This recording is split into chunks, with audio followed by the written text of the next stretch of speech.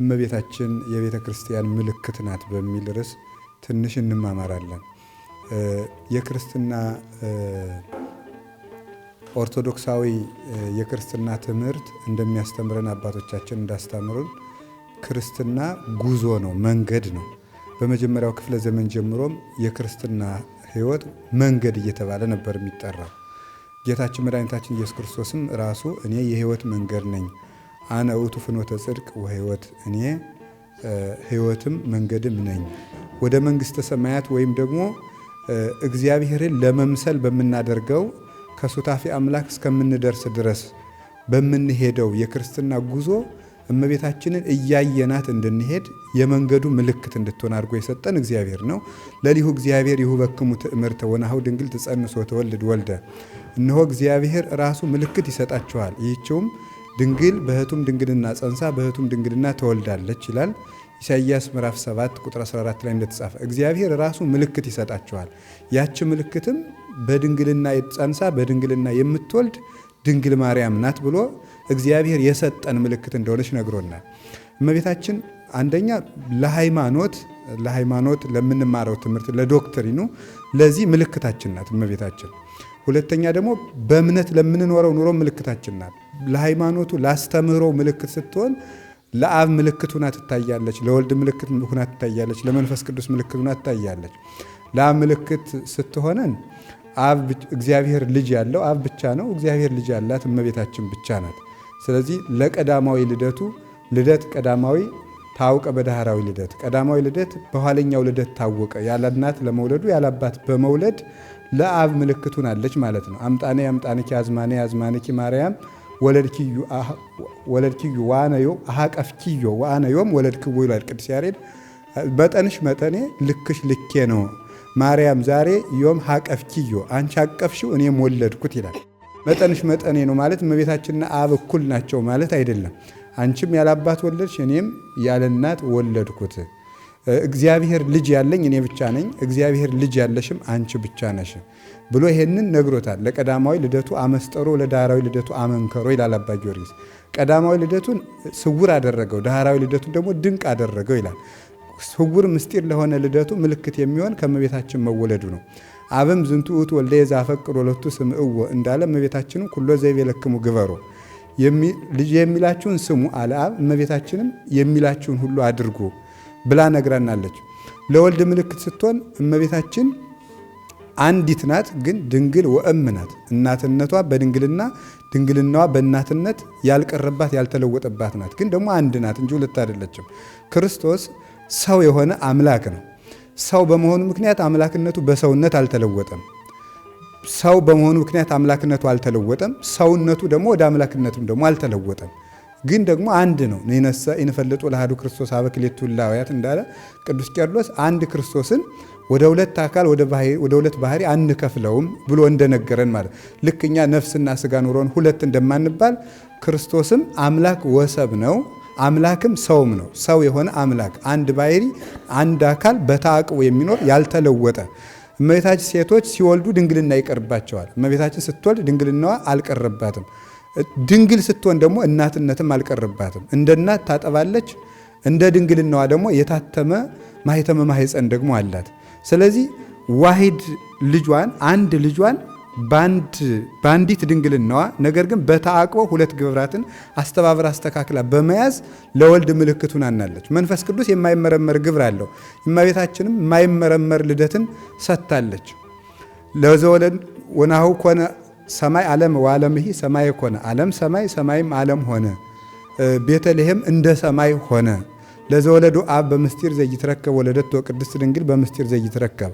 አብ በማይመረመር ልደት ምስጢር የወለደውን እመቤታችንን በማይመረመር ምስጢር ወለደችው። ወስብሐትኒ ዘውስተ ሰማይ ኮነ በዲበ ምድር፣ በሰማይ የሚደረገው ምስጋና በምድር ላይ ተደረገ ብሎ ቅዱስ ሳዊሮስ ዘአንጾኪያ እንደነገረን ለማይመረመር ለመንፈስ ቅዱስ ምሳሌ የሚሆን ለሱ ምልክት የሚሆን የማይመረመር መውለድ እናትነትና ድንግልና አላት። እንዴት ብሎ ጌታ በማኅፀኗ እንዳደረ አናውቅም። ጠባብ ስትሆን ልዑል ስፉሕ መለኮትን እንዴት እንደወሰነችው አናውቅም። ይትካሎን ለአንስት ያውህዛ ሀሊበ ዘይንብለ ተራክቦቶን ምስለ እደው፣ ሴቶች ከወንድ ጋር ካልተገናኙ ወተት ማስገኘት አይቻላቸውም ይላሉ አባቶቻችን። ስለዚህ በድንግልና እያለች ጡት እንዴት ማጥባት እንደቻለች እግዚአብሔር ብቻ ያውቃል። እግዚአብሔር ብቻ በሚያውቀው ምስጢር ስለወለደች፣ ስለዚህ ተረክበት ጽንስተ መንፈስ ቅዱስ ከመንፈስ ቅዱስ ግብር የተነሳ ጸንሳ ተገኘች። በግብረ መንፈስ ቅዱስ በማይመረመር በረቂቅ ምስጢር ጸንሳ ተገኘች እመቤታችን። ስለዚህ እመቤታችን እንዲህ ብለን ለምናስተምረው ለአንድነት፣ ለሶስትነት፣ ለስጋዌ ምልክት የምትሆናት። ቀጥለን እመቤታችን ምልክትነቷን የምናየው ለእምነት ሕይወት ነው።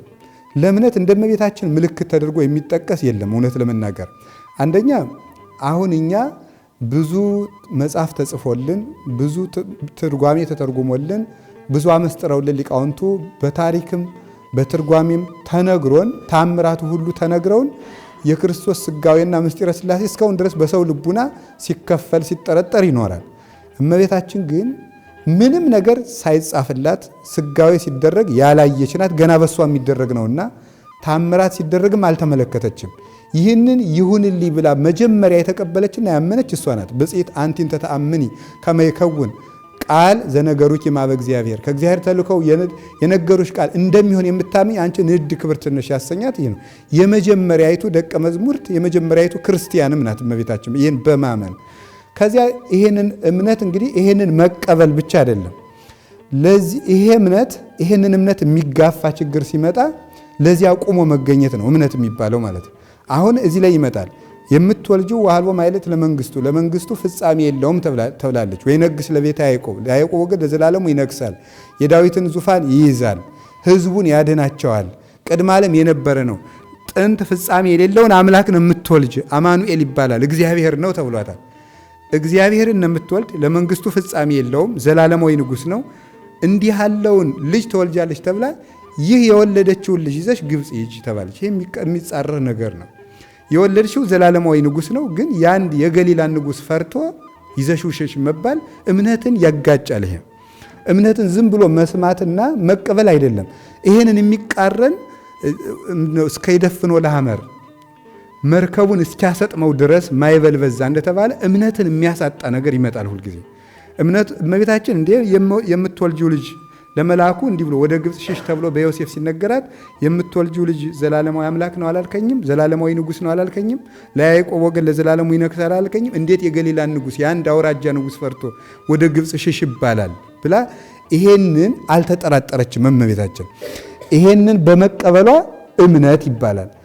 ሁሉም ሰው ያምናል። እምነቱን የሚጋፋ ግን ችግር ይመጣበታል። አብርሃምን የሚያስደንቀው እምነት የሚባለው ይሄን ነው። ዘርህን እንደ ሰማይ ኮከብ እንደ ምድር አሸዋ አበዛለሁ ተብሎ ሲያበቃ ያን የሚበዛበትን ዘር እረድልኝ ሲባል አለመጠራጠሩና በእምነት መታዘዙ ነው እምነትን እምነት የሚያሰኘው። ለእምነት የሚከፈል ዋጋ ነው እምነትን እምነት የሚያሰኘውና ማመን ማለት ከምድር ስኬት በላይ ነው። እውነት ለመናገር ማለት ነው። በምድር የምንጠይቃቸው ጥያቄዎች አለመመለሳቸው በእግዚአብሔር መወደድንና አለመወደድን አያረጋግጡም። እግዚአብሔር ይጠላናል ማለት አይደለም። እናቱን ስለጠላት አይደለም ያሰደዳት ማለት።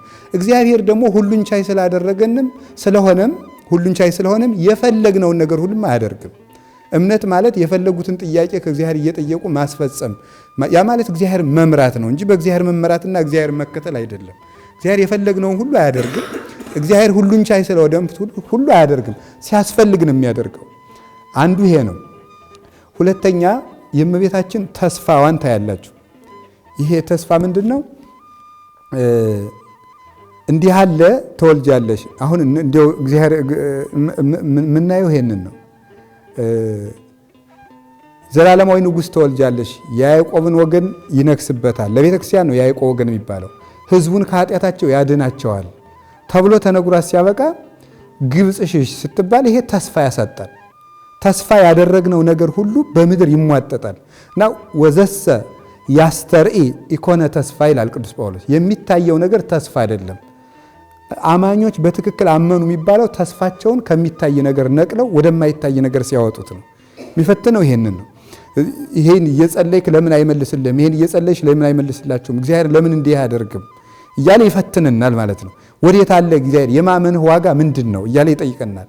ከዚህ ችግር እንኳን ካላዳነ ሕዝቡን ከስደት የምታድን አምላክ እኔን እናትክን እንኳን ከስደት አታድንምን ብላ መጠየቅ ትችል ነበር እመቤታችን። ይህንን አልጠየቀችም። ተስፋዋን መከራው አልቀማትም። እና በሚታዩ ችግሮች በመደራረባቸው ምክንያት ተስፋውን ያልተቀማ ሰው እሱ ነው አማኝ የሚባለው ማለት ነው። አማኝ የሚባለው ከሚታይ ነገር አልፎ የሚታየው ነገር እየተቀማ አንዲት ጎጆ ብትኖራት እሷንም ማታ ገሊላ ብትወለድ እሷንም አጥታ ከመንደሯ እንድትወጣ ተደርጋለች። ይህንን ስታጣ እግዚአብሔርን ምን አድርጌህ ነው አለ ማለት ነው። አንዳንድ ጊዜ እንኳን ትንንሽ ነገር ቁንጥጫ ስትደርስብን እግዚአብሔር ምን አድርጌ ነው እየጸለይኩ እንዲህ እያልኩ የሚያስፈትን ወርቅ መሆን ነው እንጂ ጠጠር መሆን አያስፈትንም። ወርቅ ሲኮን ያስፈትናል። መልካምነት ካለ ምን ጊዜም ፈተናዎች አሉ። ያንን ነገር ነው የእመቤታችን ተስፋዋ በምታየው ነገር አልተሟጠጠባትም ወይም ደግሞ አልጠፋባትም። ልጇንም አልጠረጠረችውም። ከዚህ ሁሉ ችግር በላይ አልፋለች። ሌላው ደግሞ ምንድነው? ሁሉንም ነገር ያለ ማጉረምረም መታዘዝን አስተምራናለች እመቤታችን። ሳይመርጡ መታዘዝ ይባላል። አሁን እንግዲህ በምንኩስና ሕይወት ውስጥ በገዳም አንዱ የሚነገረው መነኩሴ ስትሆን ሳትጠራጠርና ሳትመርጥ ታዘዝ ነው። ሁለት አረጋውያን አባቶችን የምታገለግል ረድ የገዳም ረድ ከሆንክ ሁለቱ አረጋውያን የተቃረነ ትእዛዝ ቢያዙ ዝም ብለህ ታዘዝ ነው። ለምሳሌ እዚህ ግቢ ያለውን ድንጋይ አንደኛው አረጋዊ መነኩሴ መጥቶ ይሄንን ድንጋይ እየለቀምክ ሜዳ ስትበትነዋል ይላል። ሌላኛው መነኩሴ ደግሞ መጥቶ ይሄንን ድንጋይ ለምንድን ነው እዚህ ያነሳው እየጎተትክ እዚህ አምጥተህ መልሰህ ከምረው ቢልህ ለሁለቱም እሺ በል ነው። የማይጠቅም የሚመስል ትእዛዝ እንኳን ቢሆን ታዘዝ። መታዘዝ ውስጥ እግዚአብሔር አለና ነው። አሁን እመቤታችን እና ያለ ምክንያት መታዘዝ ነው። ያለ ምክንያት ብዙዎቻችን ላለመስራት በጣም ብዙ ምክንያት አለን። አሁን እመቤታችን ምን ማመካኘት ትችላለች? የ15 ዓመት ልጅ ናት። ወደዚህ ስትሰደድ ሀገር አታውቅም። ካልተሳሳትኩ የምታውቁት ታግዙኛላችሁ። 700 ወይም በ600 እና በ700 ኪሎ ሜትር መሃል ይመስለኛል ከእስራኤል እዚህ ድረስ ይመስለኛል ግብጽ ድረስ ማለት ነው። በዚህ ቁጥር ውስጥ ነው ያለ። ይህን ያህል ኪሎ ሜትር ይርቃል። ይህን ያህል ኪሎ ሜትር ስትጓዝ አታውቅም። ሀገር መንገድ አታውቅም። የሚመራት የለም። ልጅ አዝላለች። አዝላን የምትሄደው መንገድ ራሱ ሄዳ አታውቅም። እመቤታችን መቅደስ እንዳደገች ነው የምናውቀው። በፊት መንገድ ሄዳ አታውቅም። አገሩን አታውቀውም። ሩቅ ነው። የወጣችው ደግሞ በእስራኤል ክረምት ጊዜ ነው። በእስራኤል በክረምት ወራታቸው ነው የወጣችው። ያ የእስራኤል ክረምት ደግሞ ከባድ ነው፣ ብርድ አለው። በዚያ ቸነፈር ነው የወጣችው። ስንቅ የለም። እንደገና ደግሞ ሄዳ እንግዲህ እኮ መንገድ ሂደው ከገሌ ቤት አርፋለሁ ሲሉት ይሻላል። ሂዳ ደግሞ ምን እንደሚቀበላት ደግሞ አታውቅም። እንዲህ ያለን ነገር መታዘዝ በጣም ጭንቅ ነው በእውነት ማለት። አሁን እኛ ከኢትዮጵያ ግብፅ ስንመጣ በአውሮፕላን ታስታውሳላችሁ አይደል? አውሮፕላን ውስጥ ማረፊያችሁ የት ነው ተብለን ራርሰን ብሉ ተብሎ ተሞልቷል ማለት ነው። ማረፊያችን አውቀን ነው የመጣን። ሆቴል እንደምናርፍ እናውቃለን እኛ። እመቤታችን እዚህ ስትመጣ የት እንደምታርፍ አታውቅም። ስደቱ እስከ መቼ እንደሆነም አልተነገራትም። ደግሞ ቢያንስ ወር ነው 2 ወርም ነው ተብሎም ቢነገር ይሻላል። አልተነገረም። ሀሉ ዘየስከ አመነግረከ ነው ያለው ቅዱስ ገብርኤል ለዮሴፍ። እኔ እስከምነግርህ ድረስ በዚያው ቆይ ነው ያለው። 10 ዓመት ይሁን 20 ዓመት ይሁን አልታወቀም። ይህንን ሁሉ ነገር ሳታጉረመርም እሺ ብላ መታዘዟ ኦሆ ባህሊት ተአዛዚት የሔዋንን እምቢተኝነት ያፈረሰች ለዚች ለሔዋን እምቢተኝነት ቤዛ ሆና የቆመች እመቤታችን ናት። በነገረ ድነት ያላት ሱታፌም ይሄ ነው። የዚያችኛይቱን ድንግል አለመታዘዝ ወክላ በመታዘዝ የተገኘች ብቸኛይቱ የሰው ዘር እመቤታችን ናት። ትምክህተ ዘመድን የሚያሰኛትም አንዱ ይሄ ነው። የባህሪያችን መመኪያ የሚያሰኛት ባህሪያችን ያልታዘዘ ነበር። ለዚህ ነው ጉስቁልናና ንዴተ ህላዌ የደረሰበት። መታዘዝን ይዛ ስትገኝ እመቤታችን በእግዚአብሔር ፊት የታዘዘች ብቸኛይቱ ስትሆን የሔዋንን አለማታዘዝ ለዚህ ነው እንተ ብኪ ተበትከ ማይሰረ ሔዋን ማይመሚ የሔዋን ጽኑ የሚጎዳ ማሰሪያዋ ባንቺ የተቆረጠላት እመቤቴ ማርያም ሆይ ደስ ይበልሽ የምንላት ለዚህ ነው። እና እንዴት ነው እኔ ልጅ ነኝ መንገድ አላውቅም ጌታ ሆይ እንዴት ታደርገኛለህ ሳትል አለመታዘዟ ይህን እንግዲህ በህይወታችሁ ሲደርስባችሁ ታስተውሉታላችሁ ብዬ አስባለሁ። ሁላችንም እንድናስተውለው እግዚአብሔር ይርዳን። ስለዚህ እመቤታችን ሳትመርጥ ሳትመረምር በመታዘዝ ይህንን እግዚአብሔርን ያገለገለች ትህትናዋ ደግሞ ነው ሶስተኛው። ይህን ተናግሬ ታሪኩን ቀንጨፍ አድርጌ ልናገርና ጨርሳለሁ። ትህትናዋ የሚያስደንቅ ነው። እኔ ንጹሕ ስሆን ይህ ሁሉ መከራ እንዴት ደረሰብኝ ማለት ይሄ ትዕቢት ነው። እኔ እየጸለይኩ እየጾምኩ ጌታ ሆይ የሰው ክፉ እንኳን አይደለሁም እንዴት ይሄን ሁሉ አደረስክብኝ ማለት ትዕቢት ነው። ይሄ እመቤታችን ይሄን ማለት ትችል ነበር። ምን አደረግኩኝ በህሊናዬ እንኳን ካንተ በቀር ሌላ አስቤበት አላውቅም ማለት ትችል ነበር። አሁን እግዚአብሔርን እመቤታችን የእግዚአብሔር ከተማ ትባላለች። በህሊና ውስጥ አንድ ሐሳብ ገብቶበት አያውቅም። እግዚአብሔርን ብቻ ነው የምታስበው። እግዚአብሔርን እንደው በሐሳብ እንኳን አንተን ብቻ ማስብ ሲሆን ይህ ሁሉ ችግር ለምን ታደርስብኛለህ ማለት ትችላለች። እንዲህ ብላ አልጠየቀችም።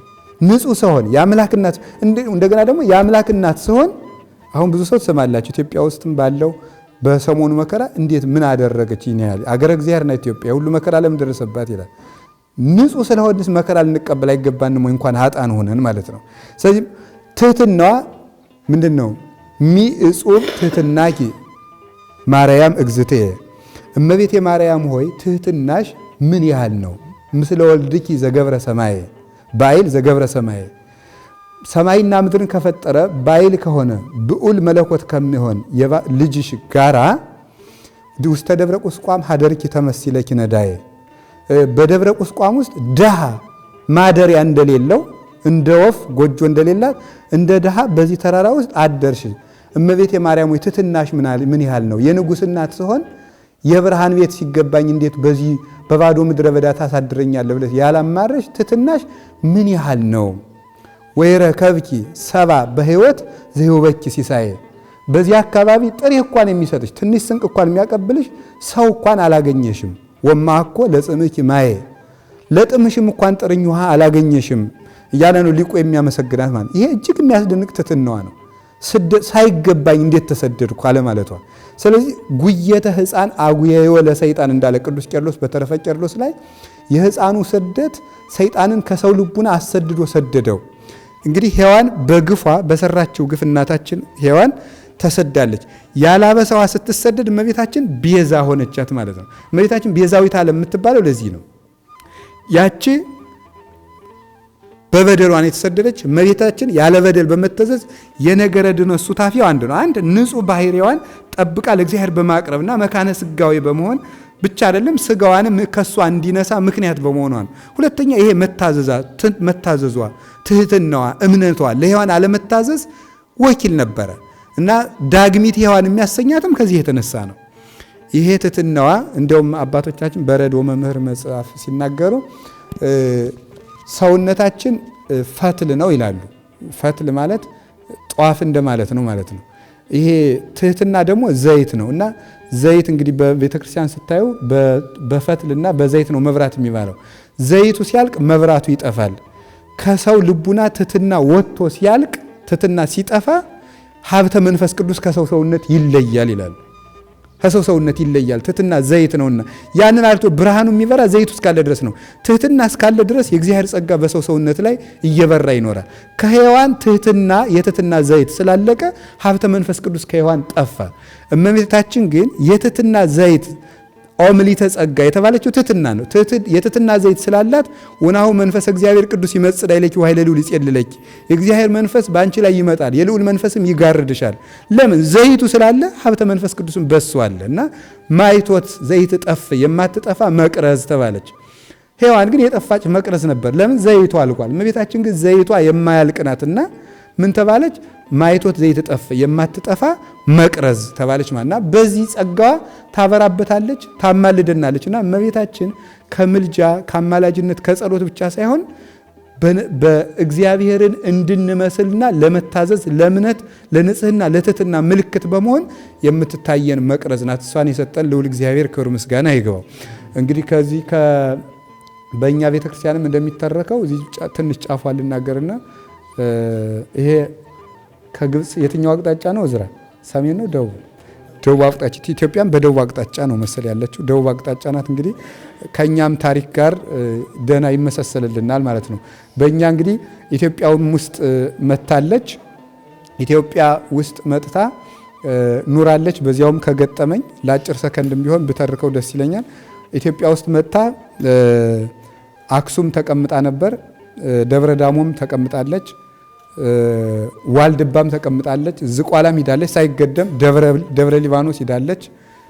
አሰቦት ስላሴ፣ ደብረ ወገግ፣ ደብረ ቀልሞን እነዚህን ሁሉ ቦታዎች እመቤታችን ዙራ ባርካቸዋለች።